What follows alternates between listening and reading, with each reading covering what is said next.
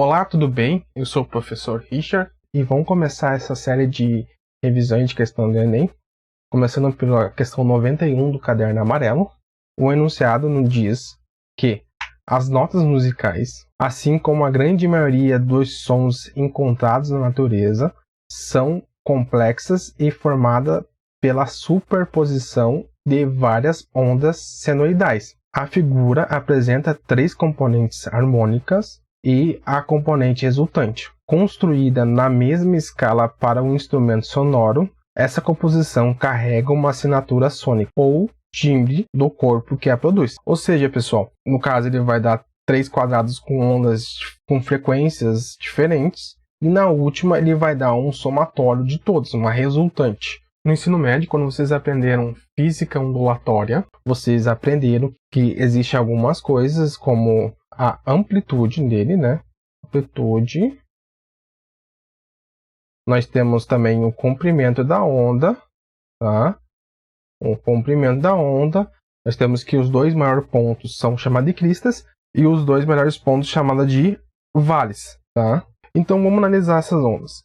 Cada onda, se tu olhar bem aqui, elas irão ter tamanhos de comprimento de ondas diferentes. Ou seja, se você parar para pensar, cada onda ela vai ter uma frequência diferente. Como a gente vê lá que, normalmente você não viu no ensino médio, que velocidade é igual a lambda vezes a frequência.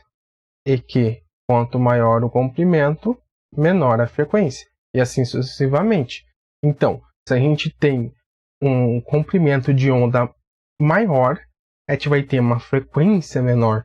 Se a gente tiver uma frequência maior, o mundo tem um comprimento de onda diferente, ou seja, menor. Quanto maior na frequência, menor o comprimento. Tá? E quanto maior o comprimento, menor a frequência. Tá bom? Então, vamos começar a eliminar. Primeiro, olhando todas as ondas, o que elas têm diferente? O comprimento. Então, a partir disso, a gente vai anular a questão D e E, tá? Na questão C, ele fala aqui sobre as frequências, assim como eu já expliquei ali, as frequências, assim como o comprimento, a frequência diverge.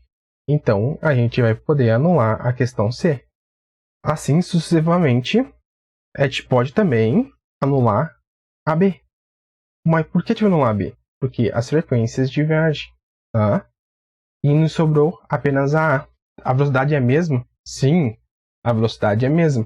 A velocidade de uma onda, ela depende muito aonde ela está se propagando. Ou seja, o material que ela se propaga. No ar ela se propaga uma velocidade. No caso, se ela se propaga numa madeira, vai se propagar em outra velocidade. Então a velocidade é sempre constante e depende do referencial que ela está se propagando. Então se tu olhar todas, elas vão ter a mesma amplitude. Então, assim a gente resolve nossa questão, que nossa resposta certa é a letra A. Então vamos lá para mais uma. A questão 95. O que o enunciado nos diz? Buscando conhecer as informações técnicas de um ferro elétrico para avaliar o consumo de energia, um estudante identifica algumas informações desse eletrodoméstico, fornecido pelo fabricante, como mostra a figura abaixo. Sabe-se que esse aparelho é utilizado, em média, 30 minutos por dia durante 30 dias. E o que ele quer saber? Qual é o valor mais próximo do consumo mensal de energia desse eletrodoméstico em kWh? O que a imagem nos dá? Que ele tem uma voltagem, no caso de 115 volt, corrente alternada. O que esse VCA quer dizer? Volt, corrente alternada. No caso, ele tem 115 volts, mas ele possui uma corrente alternada. Então, é 115 volts corrente alternada. Nada mais é do que 115 volts. Ele também nos diz que o consumo energético dele, no caso, seria dado em watts, que no caso seria 750 watts. Ele nos fala que o tempo, no caso de uso do equipamento, é de 30 minutos. Ele também nos fala que ele é usado todo dia, no caso, durante 30 dias. Então vamos lá. A questão da voltagem ela não seria necessária para o nosso cálculo, mas é uma informação extra que ele dá para a gente. Então, a primeira coisa que a gente tem que saber é converter watts para quilowatts. Ou seja, nós sabemos que 1 kilowatts é igual a 1000 watts, tá? Então, a partir disso, a gente vai ter que então pegar esse 750 e dividir por 1000. 750 dividido por 1000 igual a 0,75 quilowatts. Esse é nossos quilowatts. Então, vamos substituindo aqui. Vou apagar aqui. 0,75. Outra coisa, agora a gente tem que converter o tempo. No caso, nos dá em minutos. A gente vai ter que converter isso aqui para horas, porque o enunciado ele pede em quilowatts hora. Então, a gente sabe que 1 hora é igual a 60 minutos. Então, em 30 minutos, a gente sabe que tem meia hora. Então, a gente tem que 30 minutos é igual a 0,5 horas. Ok? Vou botar isso aqui lá em cima para não ocupar espaço.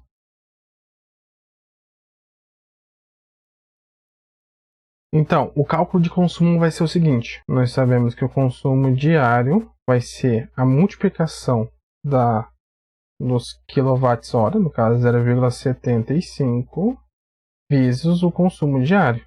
É 0,5. Vamos chegar no estado de 0,75 quilowatts-hora. Esse aqui é nosso consumo diário. Agora a gente quer saber o nosso consumo mensal.